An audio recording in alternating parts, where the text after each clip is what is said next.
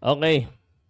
Grabe ang bilis kumalat nito 'no, kalat ngayon sa social media itong umano 'no, na Tim Cone finally retires from Philippine Basketball Association after 37 years. Ito si Basketball Rush. Actually ang dami na nagsabi, pero, kinontra na po siya agad ni Snow Badwa 'no, na fake news po 'yan. So dito sa video nito, ang pag-uusapan natin yung opinyon ko kung dapat na bang mag-retire itong si Coach Tim Cone sa PBA o sa pagko-coach. Dahil ako, hindi pa ako sure, no?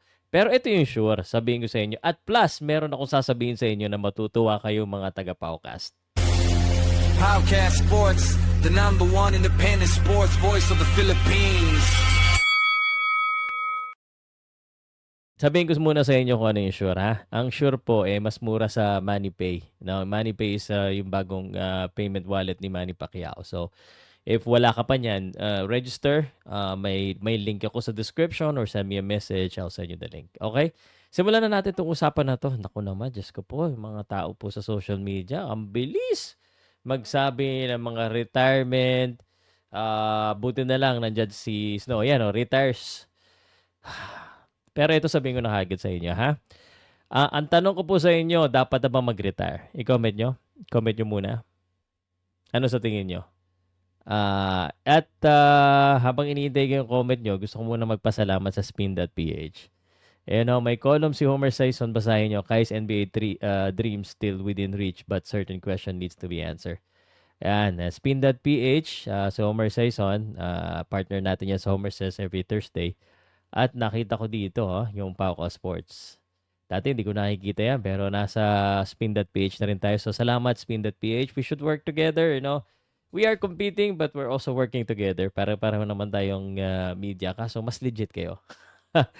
Okay. So shoutout po sa inyo na Jason Tatum come back nung pag-usapan natin sa yung NBA.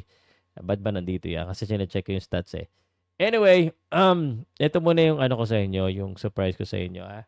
Mukhang makukumpleto natin ang picture na ito. So na-interview na po ni Pau Salud at ni Homer Sison si Tab, si Coach Cheng, si Coach Chot. At nag-post si Homer. Ito pinost ko, shinare ni Homer. And tinag niya si Coach Tim Cone. And mukhang open si Coach Tim Cone. So we'll reach out to him by Tuesday. And we'll do. Yan, yun, DM me. So we'll do. So we'll find out. And siguro, dahil kung nandito ka pa, pa-comment naman guys. Siguro, comment nyo po, go Coach Tim Cone, payag ka kay, please guest sa Pauka Sports. Para makita ni Coach Tim Cone na marami nag-aabang sa kanya. And promise, huwag kayong mag-alala. Alam ko si Homer Sison, medyo critic ng Ginebra yan. So, sabi ng mga Ginebra fan, ako bahala. Hindi ako, minsan kasi nasa starstruck ako sa mga guest natin. Pero, dahil Coach Tim Cone, aminado naman tayo na maka-Ginebra tayo. Pero, ako bahala kay Coach Tim Cone kay Homer Sison. We're gonna be, professional definitely dito. Anyway, pag-usapan natin itong kay Coach Tim Cone.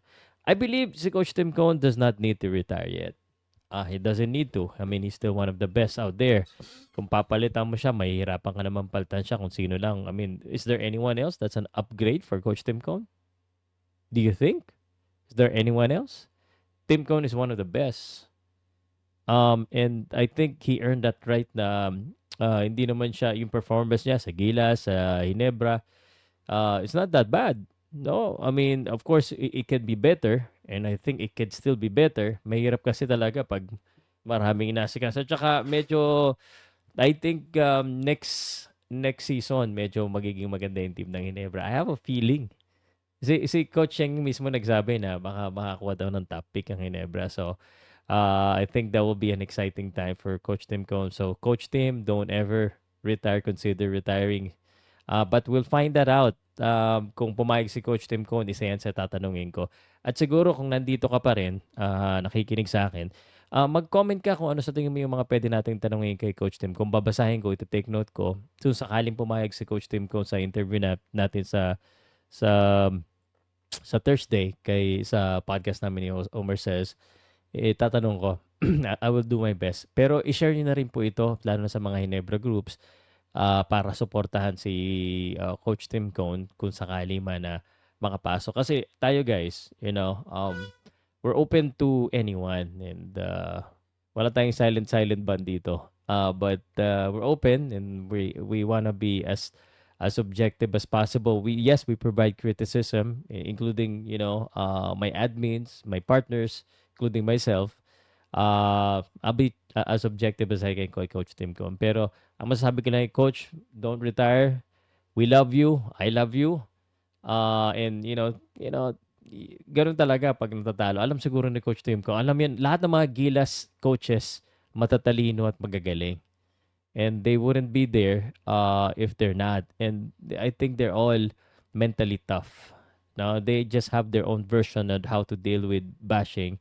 We all do, and I just feel like Coach Tim Cone, who is currently, ang sabi niya sa akin kasi nakausap ko na rin, out of town. But we'll touch base Tuesday and trying to finalize if he has time on Thursday.